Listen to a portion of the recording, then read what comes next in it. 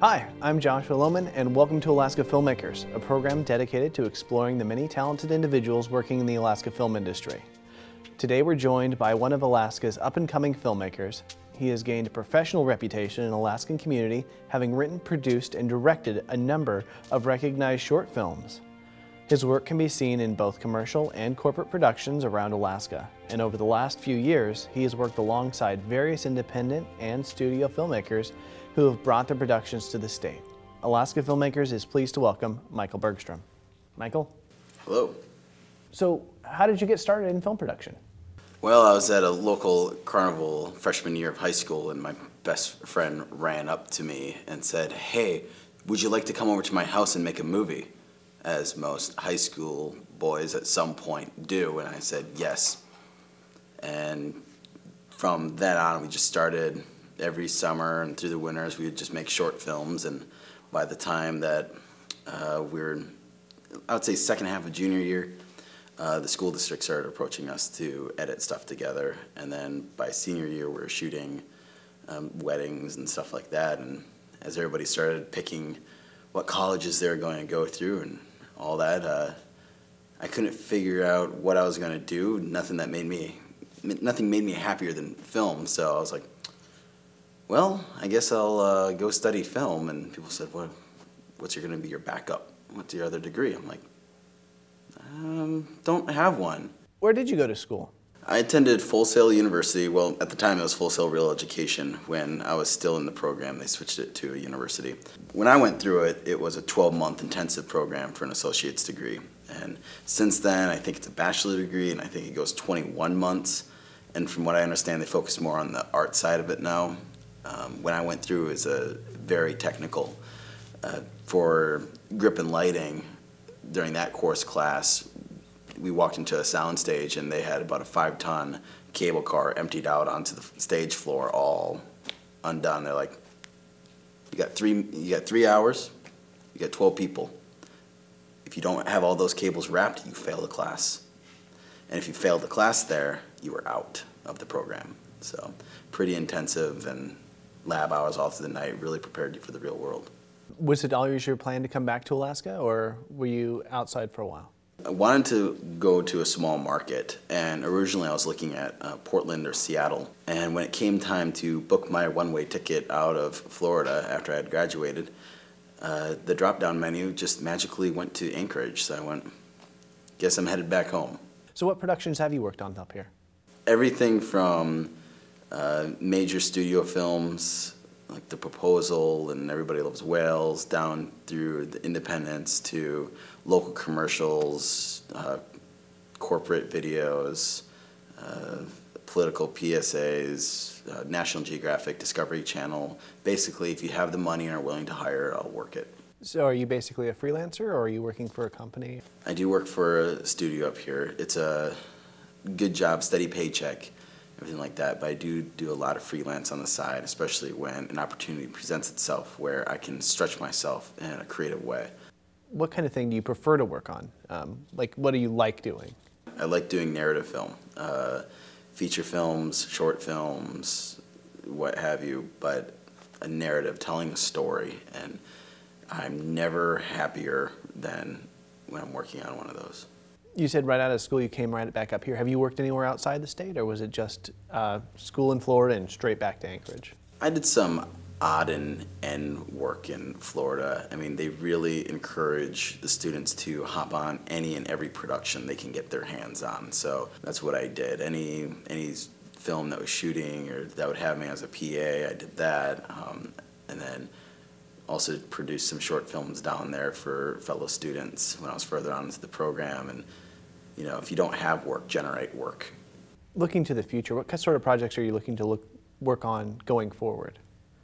I'm finishing up a film right now. I have a short film that I'm planning on shooting within the next 6 months, and I'll see where the summer leads. And there's a couple other short films I know that are gearing up in town that I'll be helping out on. But I mean, it's really, I only know a couple months in advance of what, you know, the next couple months are going to look like for work. Usually productions, you don't have that much headway. You don't have a year down the road, hey, this is what I'm going to be doing. So. In narrative filmmaking, what kind of stories do you like to tell? In my own work, that ranges, but the biggest, most important thing to me when it comes to my own work is to make it a very broad audience appeal. I try not to focus on one genre or focus, on like the horror slasher aspect. But if the story is able to touch multiple aspects, and that way bulk of the audience is going to enjoy it. You don't have like just the film festival crowd liking it, or just the punks, or just the so broad audience appeal. What's your process when you're working on your own? When I'm doing my own films, so typically they're short films. I'm just wrapping up a Weekend Warrior feature. First, I have to convince everybody around me that I'm not insane and that they should help me on the project. Usually, those filmmakers in town are crazy also, so they hop right on board. From there, and that usually happens after I have a script in the hands. And then the convincing process, and then trying to figure out how much money we have to spend on the project, which is usually the food budget for the project, and then trying to find the gear and then shooting it. What would you say to others that are looking to come up, filmmakers that are wanting to get into the industry? I mean, pick up a camera and start shooting if you're interested in working. They're production assistants, and you have to start there. You can't just leap in to being a director or a producer. I mean, you could, but how are you really going to understand what's going on?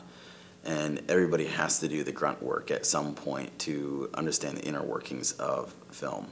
So your ultimate goal might be being a director or producer, but don't, complain about wrapping a cable or getting coffee, because all of us have to do it at some point. Tell me a little bit about Snow Angels, one of your recent productions. It's a script written by local screenwriter James McLean, and I originally had come to him with literally, it was a 2-sentence line about what I wanted the movie to be about. It was one of those things that stories I'd wanted to write eventually, but never found the time and urge to write it. And he was looking for something to write, and one of the people I work with, Zach Melms, he was like, hey, we've done these short films, why not tackle a feature? Now in his mind, he was thinking, something maybe in one room or 2 rooms and maybe a cast of 1 or 2 people. And what this Weekend Warrior project involved into was a cast of 25 speaking roles and tons of very hard locations, bar scenes, downtown nightlife, and very high production value. And our total budget is under $1,000. So it's one of those things where you're looking at going, this is going to be impossible. But with enough donated equipment and with enough people that are crazy, you can just about tackle anything. And that's what it really boiled down to, was we shot on weekends. When summertime hit, we started shooting during the weekday evenings.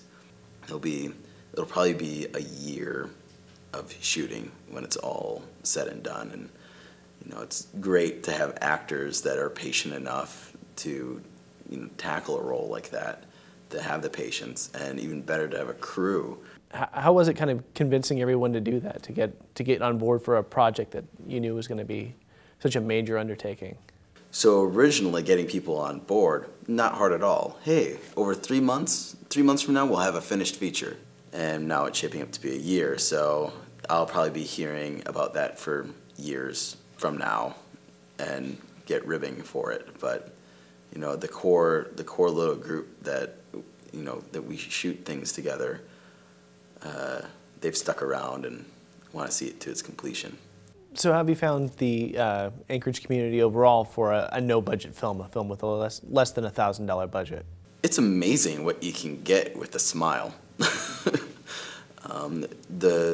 The hardest part that I thought would be the bar scenes, and pretty much every bar has thrown open their doors to us, and we've gotten props and wardrobe and all that for just really nothing other than, you know, a handshake and an IOU. And for low budget, well, no budget films, that's really important, but at the same time you have to realize that those IOUs, you will have to cash in eventually. And for myself, that turns into, I work on your projects if you come forward with a short film, or I've taken work that's been offered to me and turned it over to other people that have helped me. But for the most part, the community up here really supports it. I mean, I think Anchorage is a very arts-oriented city. I mean, we have the 1% for art, just for the city alone, for the sculptures, and we're sitting in a theater right now that's just devoted to contemporary art. And I think that the city is a very good place for filmmakers to hone their craft. Thanks, Michael.